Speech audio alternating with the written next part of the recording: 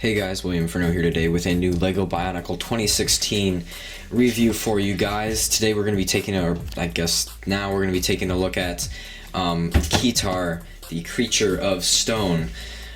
So this is my second Bionicle 2016 review. If you want to know where I got these sets, since they're just coming out at the time of this video, I got them in Barnes & Noble, so check out your Barnes & Noble. I also have a review up of Ketar-Creature of Jungle, and I will have a review up of Akita, Creature of Earth. But today, or now, we're going to be taking a look at Ketar, Creature of Stone. So first, let's just take a look at the packaging.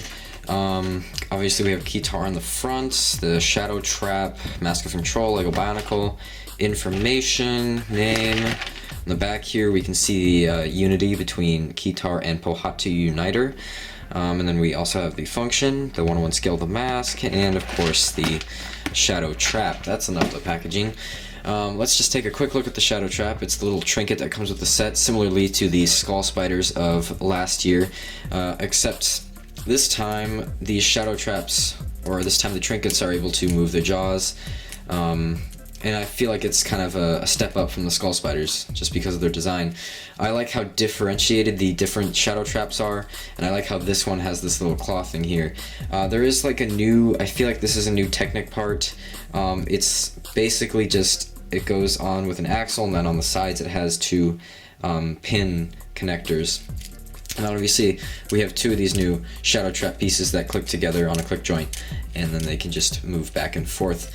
What's interesting to note is that the legs are actually made up of the Hero Factory Invasion from Below minifig limbs. I thought that was kind of funny. I don't know why I didn't notice that before. And then right here you just have an eye. So I actually kind of like this one more than the Jungle Trinket, or the Jungle Shadow Trap, because the Jungle Shadow Trap, it just felt a little less, it just felt a little less detailed. I know it kind of had the same things, but I like this one a lot more because it's just basically the tail. It's kind of all I like about it. Moving on to the big part of the set, we have Ketar. Okay, so I'll just talk about the build quickly. The build is actually pretty fun. I ended up enjoying it a lot more than well, not a lot more, but I enjoyed it a little bit more than I liked Uxar's. I don't know why, but I just did. There's not really any, I can't tell you why, but I just ended up liking this build more. I thought it was a pretty fun build. But for new / recolored parts, obviously we have this new creature mask that's very hollow inside. People sometimes could consider this a con. I don't really have a preference for it. It's just is what it is, and can't really change it because it's there for the Unity mode. Doesn't have really anything attached to the little bars, but it still looks nice. I like the trans neon green and the silver and all the detailing on the mask. As you can see here, you actually do have eyes. A lot of people don't notice it, but there is little eyes, and I thought that was pretty cool. It's very reminiscent of the Borak, at least in my opinion. Then we have these new armor shells. In this set, it comes in, the little pins came out with it, but it comes in trans neon green blended in with silver. So I thought that was pretty neat. And then we have two of the new sword pieces in sort of a not trans, but it's in sort of a greenish sort of color. And we get two of those, obviously, right here. I'm gonna go out on a limb because I've never had these in brown before. At least I don't think I have. But I can probably, there's probably a Chima set out there with these in brown on them, but they're new to my collection. We have this new armor plate that attaches with a pins and stuff. It's not a regular CCBS connection, so it needs to be hooked on from the back, or it needs to be attached with pins.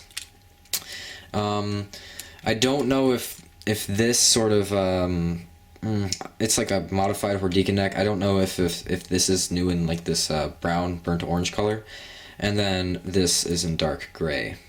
So a lot of nice parts on this set, really. Oh, I guess we also have this new gear piece in the Vorax armor in a tan.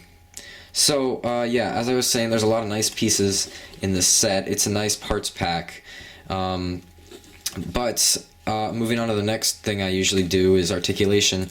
Nice articulation, I have to admit, a little bit better than Uxar in the back legs at least, where Uxar couldn't really move his back legs too much, but this guy does have knees and hips and everything.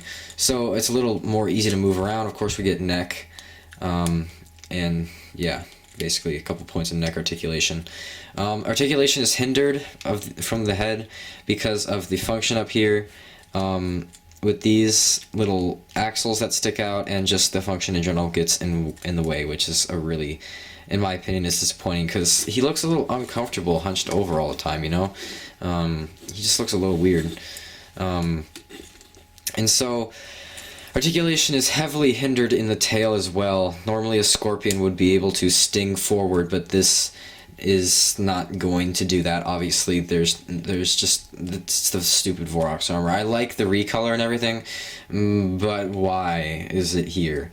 For the life of me, I can't figure out why LEGO would do that right there. They could have put it, I don't know where they would have put it on this set. They could have put it on Pohatu for his shoulder. That might distribute the dark tan on him a little bit better than just slapping this on this set. Also, I mean, I'll get to that in a second.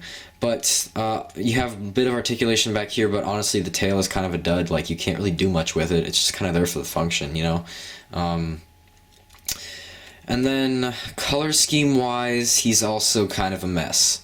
I'm not gonna pour any sugar on this guy.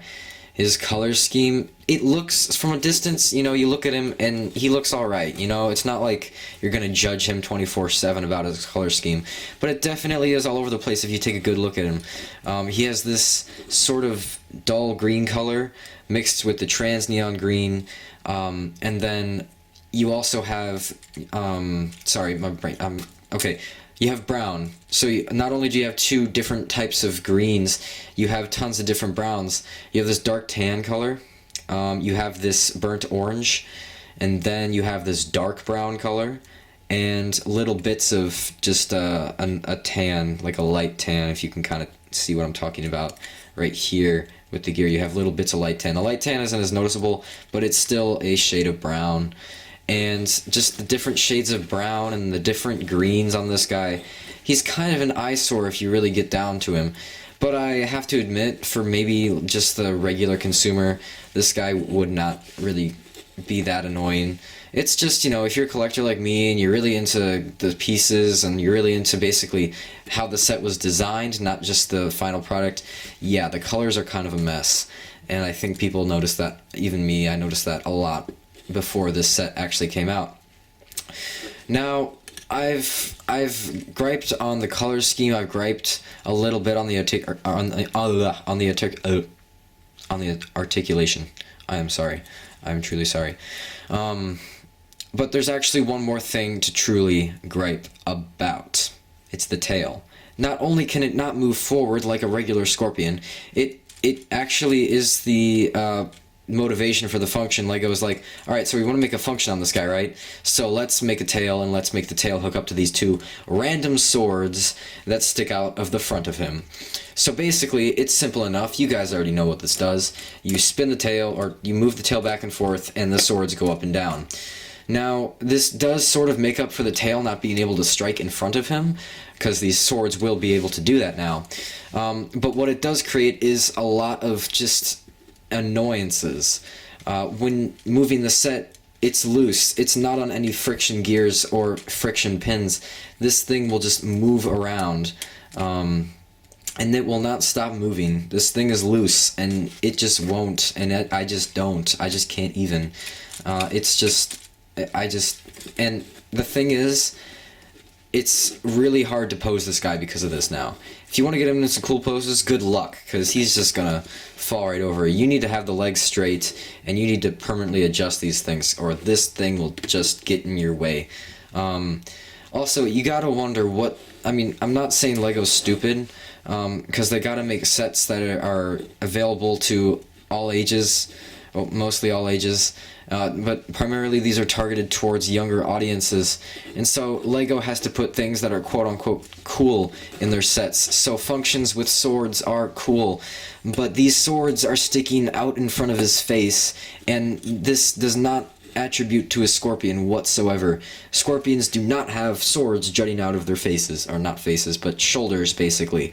And I kind of struggle to understand this concept, because you can get Akir and Uxar's wings, flapping. You can get the Creature of Earth smashing, or I'm sorry, you can get the Creature of Earth like bashing like that, or the Creature of Ice smashing, or the Creature of Water even being able to throw her fins, or throw its fins down. But what is this? Like, it's hard to understand what they were going for. And there probably is a reasoning behind what they were going for. But as far as I can tell, it's just to make a gimmick. It's just to make the set quote-unquote cooler. And I just can't get past that because it's not working out. So, what are the pros of this set?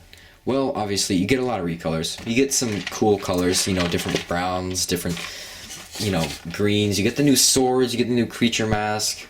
You get the new parts for the Shadow Trap, and if you really just look at him, he's not crazy bad, but if you really get down to him, if you're trying to make a stop motion or just a live action movie in general with him, it's going to be hard. It's not going to be easy for you to really do a lot with this guy.